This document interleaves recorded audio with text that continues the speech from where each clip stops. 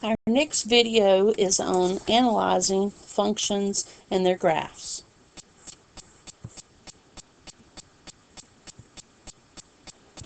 You'll see that two functions we've been studying have been the absolute value and the linear function. The absolute value is the one that we have used with transformations, so we've been working on that the last few days in class. And the linear function you should remember from Algebra 1. The absolute value graph is put together with two line graphs to form a V-shape, where a linear graph is just one complete line.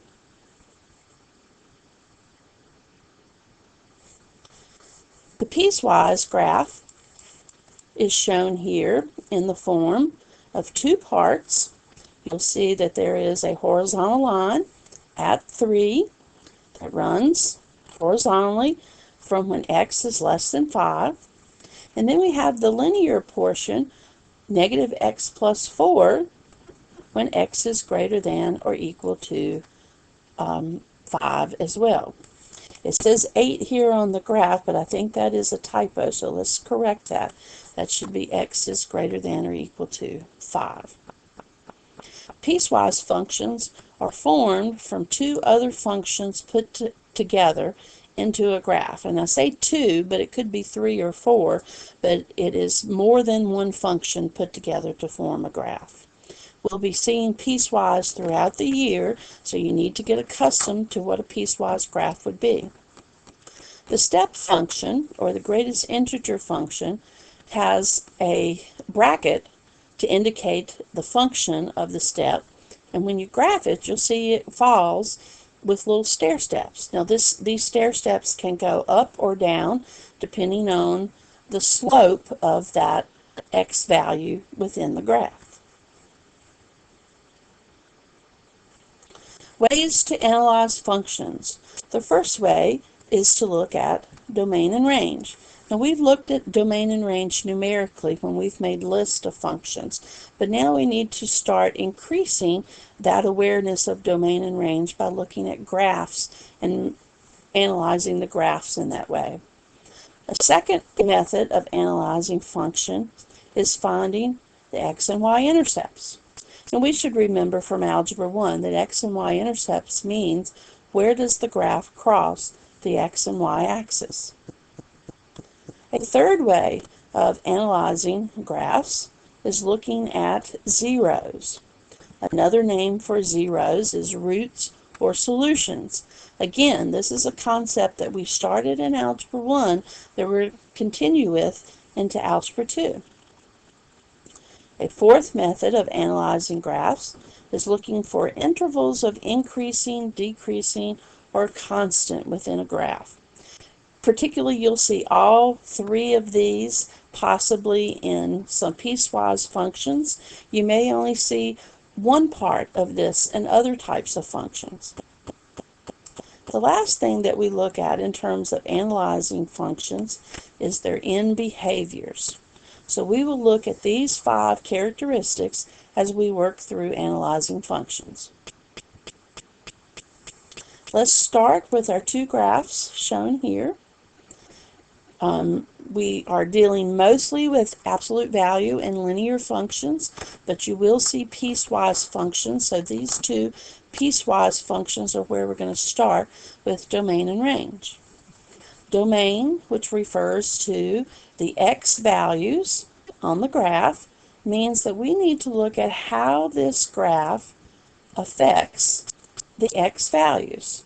Collapsing the graph toward the x-axis lets us visually see where the domain is for this particular graph. So we can see that there is a closed dot here at positive 4, and if we use the x-axis like a number line, then we see it's an open circle at negative 4. So we would express this domain using inequalities as the smallest value, negative 4, is less than, since it's open, x, and less than or equal to positive 4. And we can visually see that on the number line of the x-axis when we collapse our graph to those values. Now we can also use interval notation to write domain and range. So interval notation for this same domain would have a parenthesis for -4 up to +4 with a bracket.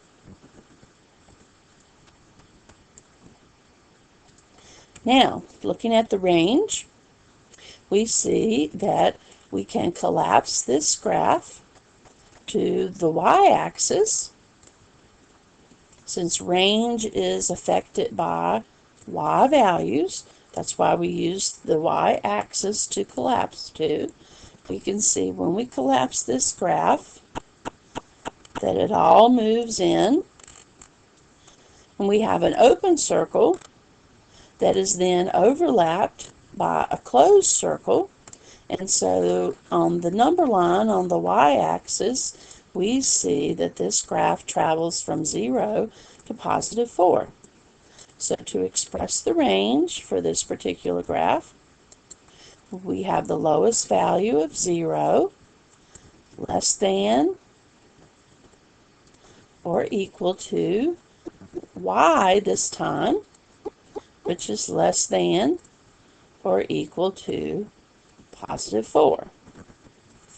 Now, using interval notation to write that same range values, we would have a bracket on each end, our lowest value of 0, comma, up to our highest value of 4, also with a bracket since it is equal at both ends. Now, let's look at this piecewise graph on the left. We don't have a scale on the x and y axis, but we do have some ordered pairs to go by. So we can see collapsing this graph to the x-axis for the domain shows us that this graph goes from the highest x value of 5 down to the lowest x value of -4. So writing that domain, we would put -4, the lowest value on the left, less than or equal to x, and less than or equal to 5. In interval notation, since it is equal on both ends, we have brackets, -4, comma, up to +5, and equal to at the 5. Now let's look at the range. So as we look at the range, we collapse this graph to the y-axis, and we can see that this graph has overlapping values, but it falls from a range of -6 up to the highest at +3. So our range we will write as -6 less than or equal to y less than or equal to +3. And then in interval notation, we would write bracket -6, comma, up to +3 with a bracket also.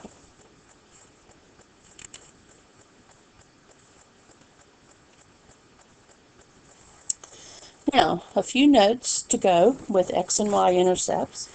Graphically, when we are trying to analyze graphs and we're looking for intercepts, we want to look for where the graph will cross those particular axes. So it's going to actually cross or touch the x or the y axis in order for us to find the x and y intercepts. Arithmetically, we can find the y-intercept by plugging in 0 for the x, and then we solve for the y value. And in the same way, we can find the x-intercept by plugging in 0 for the y and then we would solve for the x value. Let's first look graphically at finding x and y intercepts. So we see we have an absolute value graph. It's V-shaped. That's how I know it's an absolute value graph. I also have the equation, and I can see that this graph has moved down 4 units from its parent graph position. The intercepts for the graph. Let's first look at the x-intercepts, and I see that there are 2 of them. Now, without a table of values, I'm going to have to approximate those intercepts.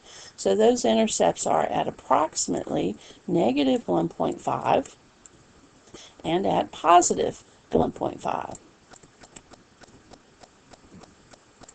The y-intercept, which is where it's crossing the y-axis, is at negative 4. Now, there are 2 ways in order to write intercepts. We can name the actual value for the intercepts, or we can name the ordered pairs. So if I wanted to name the ordered pair for the x-intercept on the left, that would be negative 1.5, and the y value is 0. So that ordered pair is negative 1.5, 0. And then for the x-intercept on the right, that's 1.5, and the y is 0 there also. Now, when we have a y-intercept, the 0 value goes where the x is. So that ordered pair would be 0, negative 4.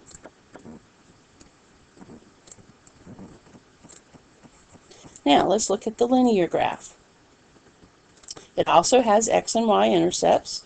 So I see we have one x-intercept and we have one y-intercept.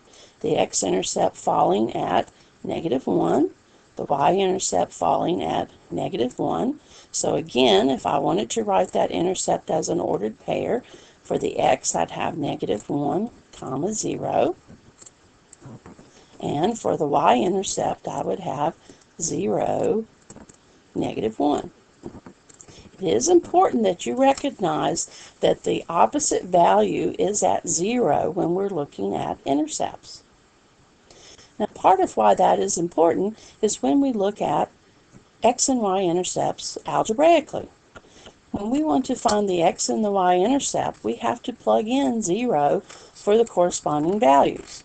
So if I want to find the x-intercept, I'm going to let x equal 0 when I work it out. So I have absolute value 2 times 0 minus 1, the absolute value minus 3.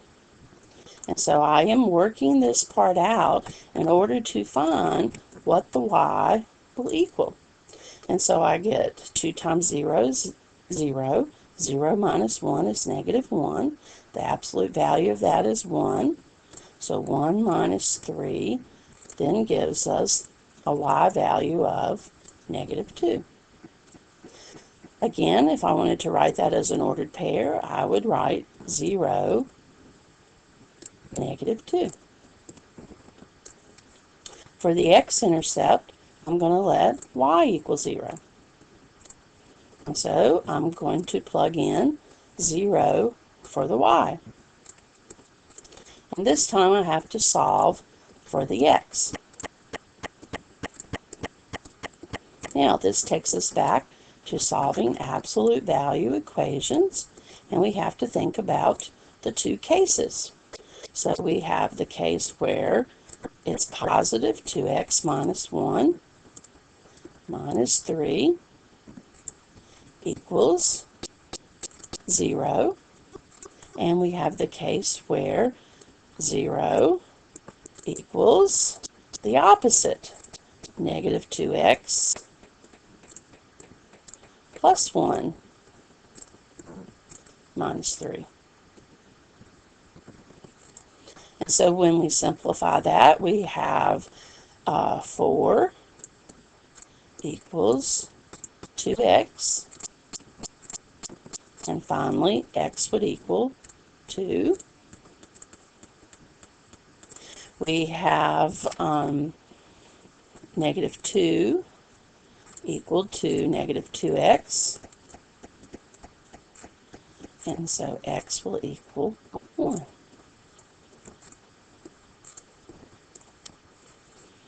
Okay, looking at a linear equation, again, we would do the same thing.